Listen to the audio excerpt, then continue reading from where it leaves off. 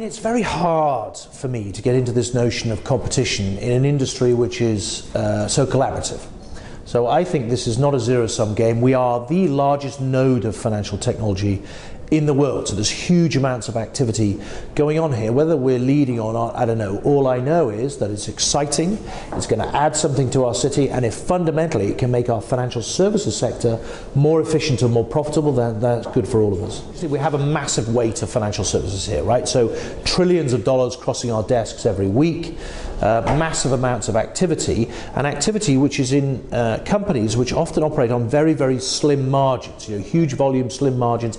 They need to be ultra efficient, and so their receptiveness to new technologies that can help them get that edge to innovate, be new and different, is much greater here perhaps than it is in other places. So those two things. And then secondly, the fact that we are just an incredible discovery engine. We have massive universities, enormous amounts of scientific research going on here. There is a kind of discovery culture here, an innovation culture, which I think adds to the mix of innovation in financial services. So the fact that those two things are coming together is no surprise. I mean, at the moment it does seem like regulation is weighted in favour of the big battalions, and I think that's a difficulty. I mean, you understand why regulators do that, right? Because the big battalions have the biggest effect. But I think we're getting to a sophistication now where we have to recognise that on regulation we can't have a one-size-fits-all. There should not be the same level of regulation for a bank that has $1 trillion balance sheet to one that has a $100 million balance sheet.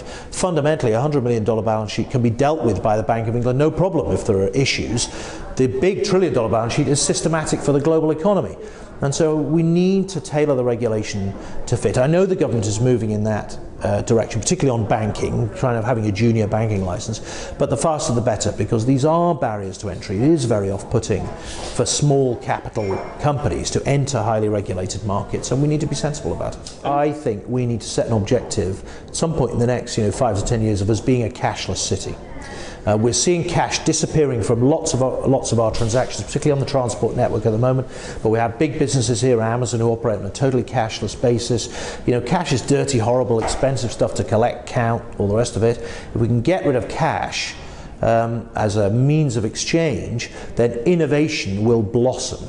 And so we'll move to new ways of exchanging value electronically, which fundamentally could spawn a whole new sector for the city.